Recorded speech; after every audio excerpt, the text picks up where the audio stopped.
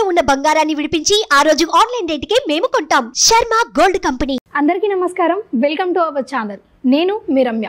October మాసంలో 12 రాష్ట్రాల వారికి ఏం జరగబోతుంది అని మనకు తెలియజేయడానికి ఈరోజు మన ముందున్నారు ప్రముఖ జ్యోతిష పండితులు, అలాగే లలిత ఉపాసకులు బ్రహ్మశ్రీ నానాజీ పట్నాయక్ గారు. గురుగారిని అడిగి మరెన్నో విశేషాలు తెలుసుకుందాం. గురుగారు నమస్కారం. శ్రీమాత్రే నమః. గురుగారు, అక్టోబర్ మాసంలో మిథున రాశి వారికి ఎలా ఉండబోతుంది? మిథునం వారికమ్మా ఇప్పుడు ఒకటేంటంటే వీళ్ళకి గ్రహణం రాబోతుంది. గ్రహణం 4వ స్థానంలో జరుగుతుంది. ఇండియాలో ఉండేటువంటి వారికి ఏ ఇబ్బంది లేదు. కాకపోతే బయట దేశాల్లో ఉండేటువంటి వారు మిథునం వారు 4వ స్థానంలో గ్రహణం పడుతుంది కాబట్టి పర్టికులర్గా వీరు ఏంటంటే ప్రాపర్టీ తీసుకునేటువంటి విషయాల్లో కానివ్వండి, అలాగే ఏదైనా ఒక విద్యా సంబంధించినటువంటి నిర్ణయాలు తీసుకునేటువంటి విషయంలో కానీ, తల్లిగారి విషయంలో కానీ ముఖ్యంగా జాగ్రత్తగా ఉండాలి. ఈ లగ్నాధిపతి 4లో ఎప్పటి వరకు ఉంటాడు? 10వ తేదీ వరకు ఉంటాడు. 10వ తేదీ పంచమంలోకి వెళ్తాడు. అలాగే వీళ్ళకి లక్కీ ఏంటంటే పంచమ స్థానంలో పంచమాధిపతి 13వ తేదీ వరకు ఉంటున్నాడు. ఎప్పుడైతే పంచమాధిపతి పంచమ స్థానంలో 13వ తేదీ వరకు ఉంటున్నాడో ఇది పర్టికులర్గా ఇక్కడ కలిగేటువంటి ఫలితం ఏమిటి అంటే ఈ పంచమము 2 అంటే 5/2 కాంబినేషన్ ఏదైతే ఉందో ఇది కొంచెం ఆ యొక్క ఇదిని ఇస్తుంది. అది అంటే దాని ప్రభావాన్ని ఇంకో రకంగా చూపిస్తూ ఉంటుంది. 5/2 కాంబినేషన్ అంటే ఏమిటి? ఈ కాంబినేషన్ ఎప్పుడు కూడా సంతానానికి ధనయోగాన్ని ఇచ్చేటువంటి యోగంలో ఉంటుంది. శుక్రరాశిలో ఉన్నప్పుడు అంటే ఎప్పటి నుంచో సంతాన అభివృద్ధి లేదు, సంతానానికి ధనం లేదనేటువంటి బాధపడుతున్నటువంటి వీరికి కొంత రిలీఫ్ అనేటువంటిది జరగనుంది. కాకపోతే ఈ 3వ స్థానాధిపతి రవి ఎప్పుడైతే 17వ తేదీ వరకు 4లో ఉంటాడో వీళ్ళకి మిథునం వారికి అగ్రిమెంట్స్ చేసుకునే విషయంలో ఏదైనా ప్రాపర్టీ అగ్రిమెంట్స్, ప్రాపర్టీ డీల్స్ ఇటువంటి విషయంలో చాలాసార్లు ఎలా జరుగుతుంటాయంటే వాళ్ళు అగ్రిమెంట్కి ముందు ఒకటి చూపిస్తారు, అగ్రిమెంట్ చేసుకున్నప్పుడు పేపర్లు మారిపోతాయి. కాబట్టి తర్వాత అయ్యో ఇదేం నేను చూసుకోలేదు ఈ క్లాజ్ అనుకుంటాం. కాబట్టి ఖచ్చితంగా వాళ్ళు అసలు ఏం అగ్రిమెంట్ చేస్తున్నారు ఏమిటని చెప్పి చూసుకొని అగ్రిమెంట్ చేయాలి. ఇది మెయిన్గా గుర్తుపెట్టుకోండి మిథునం వారు. అండ్ అదేవిధంగా సంతానం కోసం ప్రయత్నం చేసేటువంటి వారికి బాగుంటుంది. వివాహం విషయంలో పర్టికులర్గా ఏంటంటే ఇష్టపడి వివాహం చేసుకుందామని ప్రయత్నం చేసేటువంటి వారికి అంటే ప్రేమ వివాహం చేసుకుందామని ప్రయత్నం చేసేటువంటి వారికి చాలా అనుకూలంగా ఉంటుంది ఇక్కడ ఉన్నటువంటి గ్రహస్థితి కనుక చూసుకున్నట్లయితే. అండ్ అదేవిధంగా మరొక విషయం ఏంటంటే అమ్మ ఇక్కడ ఈ దశమంలో రాహు ఉన్నందుకు విదేశాలకు వెళ్ళి ఉద్యోగం చేద్దాము, విదేశీ ఉద్యోగ యోగాలు ఇట్లాంటి వాటికి చాలా బాగుందని చెప్పి చెప్పుకోవచ్చు. గురుగారు, ఎలాగో నవరాత్రులు వస్తున్నాయి కదా, ఉద్యోగం కోసం చూస్తున్నవారు కానీ, సంతానం కోసం చూస్తున్నవారు, పెళ్ళి అయి ఇబ్బందులు పడుతున్నవారు, వీరందరికీ నవరాత్రుల్లో ఎలాంటి పరిహారాలు చేసుకుంటే మంచి జరుగుతుంది? ఒకటేనమ్మా, నవరాత్రులు అంటేనే మనకి ఇంకా అద్భుతమైనటువంటి కాలం, అమ్మవారి యొక్క అనుగ్రహం ఎక్కువగా ఉండేటువంటి సమయం అంటారు ఈ నవరాత్రుల్ని. ఈ సమయంలో ఏంటంటే లలితా సహస్రనామాల్లో కొన్ని నామాలు ఉన్నాయి. ఇప్పుడు ఉదాహరణకి అప్పుల బాధలు చాలా ఎక్కువ మందికి ఉంటాయి. మన బిల్వపత్రం మీద చక్కగా ఎర్రచందనం రాసి అమ్మవారి దగ్గర పెడుతూ ఓం అపర్ణాయై నమః అనే నామస్మరణ కనుక చేసినట్లయితే ఖచ్చితంగా ఆ ఇబ్బంది అనేది తగ్గుతుంది. వాళ్ళకి అప్పుల బాధలు అనేవి ఎన్నిసార్లు చేయాలి? రోజుకు 1 గంట సేపు చేయాలి, ఉదయం గంట సాయంత్రం గంట. అలాగే ధన సంబంధించిన ఇబ్బందులు బాగా ఎక్కువగా ఉన్నాయనుకోండి, పాయసం తయారు చేసి అమ్మవారి దగ్గర పెట్టి ఓం సంపత్కరీ సమారూఢ సింధుర వ్రజ సేవితాయే నమః, లేనట్లయితే ఓం ధర్మాధ్యక్ష ధనాధ్యక్ష ధనధాన్య వివర్ధనీయే నమః, పాలతో అభిషేకం అయినా చేయొచ్చు, చక్కెరతో అభిషేకం చేస్తూ కూడా ఈ నామాన్ని పలకొచ్చు. అదేవిధంగా వివాహం అయింది కానండి మాకు చాలా ఇబ్బందులు ఉన్నాయి అని అనుకుంటే కనుక ఇక్కడ ఏంటంటే అంటే గొడవలు అవి ఉంటుంటాయి కదమ్మా, ఓం శివకామేశ్వరాంకస్త శివా స్వాధీన వల్లభాయే నమః అనే నామస్మరణ ఉదయం సాయంత్రం చేసినట్లయితే, ఎందుకంటే ఇది నవరాత్రులు కదా, ఈ సమయంలో చేసేటువంటి మంత్రానికి ఎక్కువ పట్టు ఉంటుంది. అలాగే మరొకటి ఏంటంటే ఉదాహరణకి ఉద్యోగం రావట్లేదు అనుకుంటే కనుక ఓం శ్రీమాత శ్రీ మహారాజ్ని శ్రీమత్ సింహాసనేశ్వరి నమః, లేనట్లయితే ఓం మాణిక్య మకుటాకార జానుద్వయ విరాజితాయే నమః చేసుకోవచ్చు. కొంతమందికి చూడండి మా పనులు మధ్యలో ఆగిపోతూ ఉంటాయి, కొంచెం వర్క్ అయ్యి ఆగిపోతూ ఉంటుంది. అలాంటప్పుడు ఏంటంటే వాళ్ళు పర్టికులర్గా చేయవలసినటువంటిది ఓం అష్టమీ చంద్ర విభ్రాజ అలికస్థల శోభితాయే నమః, ఇది కనుక చేసినట్లయితే ఖచ్చితంగా బాగుంటుంది.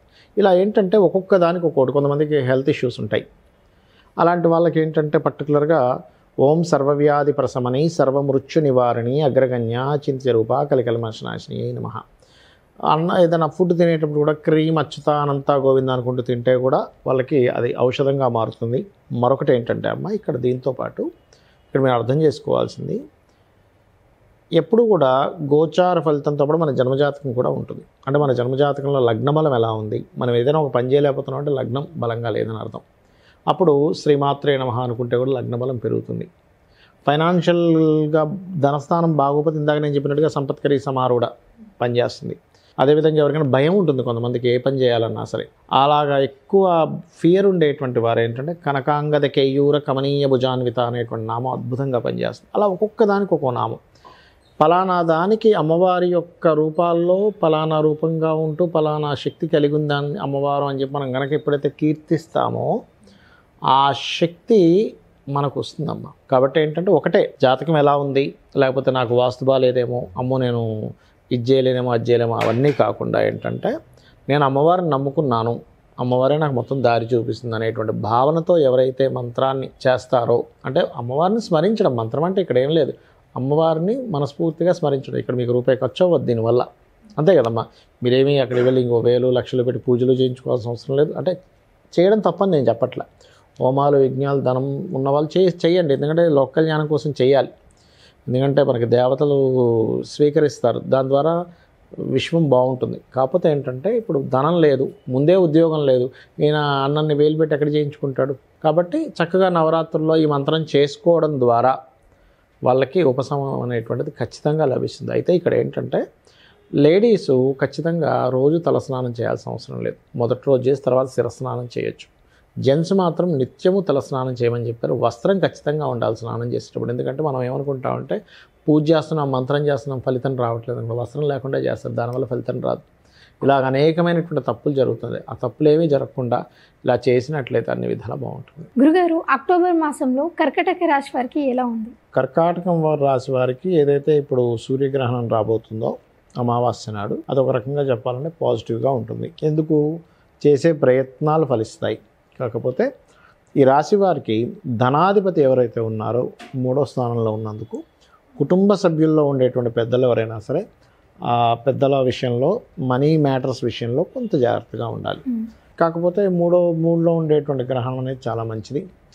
3లో గ్రహణం పడితే విదేశాల్లో ఉండేవారికి, ఇండియాలో ఉండేటువంటి వాళ్ళకి ఎటువంటి ప్రమాదం ఉండదు దానివల్ల. కాకపోతే 4లో శుక్రుడు 13వ తేదీ వరకు ఓన్ హౌస్లో ఉంటున్నాడు. ఎప్పుడైతే శుక్రుడు 4వ స్థానంలో ఉంటున్నాడో ఇక్కడ ఏమిటి అంటే ఇది ఇచ్చేటువంటి రిజల్ట్స్ పర్టికులర్గా ప్రాపర్టీ డీల్స్, ఏదైనా కొత్తగా వాహనం కొనుక్కుందాం అనుకున్నా, లేనట్లయితే గృహం కొనుగోలు చేయడానికి కానీ, ఏదైనా వస్తువులు కొనుగోలు చేయడానికి కానీ, వస్త్రాలు కొనుగోలు చేయడానికి కానీ ఇది అనుకూలంగా ఉంటుంది చెప్పాలంటే. అలాగే ఈ కర్కాటకం వారికి పంచమాధిపతి ఎప్పుడైతే 12వ స్థానంలో ఉంటున్నాడో వీళ్ళకి సంతానం ఏదైనా విదేశాలకు వెళ్ళాలి అని చెప్పి ప్రయత్నం చేసినట్లయితే ఆ యొక్క ప్రయత్నాలు ఫలిస్తాయి చెప్పాలంటే వీరికి. కాకపోతే ఎప్పుడైతే 20వ తేదీ వస్తుందో ఈ నెల లగ్నంలో కుజుడు వచ్చి కూర్చుంటున్నాడు. కాబట్టి ఏంటి, వర్క్ స్ట్రెస్ అనేటువంటిది పెరుగుతుంది. కొంచెం కొన్ని డీల్స్, ల్యాండ్ సంబంధించిన డీల్స్ విషయంలో కూడా సడన్గా కొంతవరకు కలిసి రావడము ఇటువంటివి కూడా గోచరిస్తున్నాయి వీళ్ళకి చెప్పాలంటే. అదేవిధంగా ఈ కర్కాటకం వారికి 6వ అధిపతి 11వ స్థానంలో వచ్చి ఉంటున్నాడు. సో ఎప్పుడైతే 6వ అధిపతి 11లో ఉంటున్నాడో ఇది ఇక్కడ పర్టికులర్గా ఏంటంటే హోమ్ లోన్స్,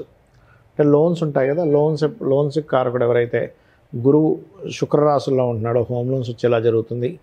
అయితే ఫస్ట్ 2 వీక్స్ బాగా పాజిటివ్గా ఉంటుందమ్మా వీళ్ళకి లోన్స్ సంబంధించినటువంటి విషయంలో.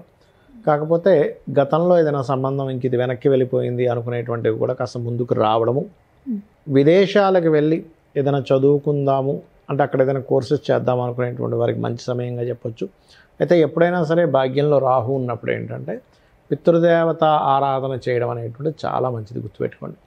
అదేవిధంగా మరొక విషయం ఏంటంటే ఇక్కడ ఈ భాగ్యంలో రాహు కానివ్వండి, మరియు అదేవిధంగా ఈ యొక్క దశమ స్థానాధిపతి ఎవరైతే కుజుడు ఉన్నాడో ఈ కుజుడు 12వ స్థానంలో ఉండడం వల్ల విదేశాలకు వెళ్ళి ఒకవైపు హైయర్ ఎడ్యుకేషన్ రిలేటెడ్ సంబంధించిన విషయంలో చేయడమే కాకుండా కొంచెం వీళ్ళు పంచమాధిపతి అండ్ పంచమ దశమాధిపతి అయినటువంటి కుజుడు 12లో ఉండడం వల్ల బయట దేశాలకు వెళ్ళి ఉద్యోగాలు చేయడానికి కూడా అనుకూలిస్తుంది. కాకపోతే ఎప్పుడైతే 20వ తేదీ నుంచి ఎప్పుడైతే కుజుడు లగ్నంలో ఉంటాడో కొంచెం తొందరపాటు నిర్ణయాలు తీసుకోకూడదు.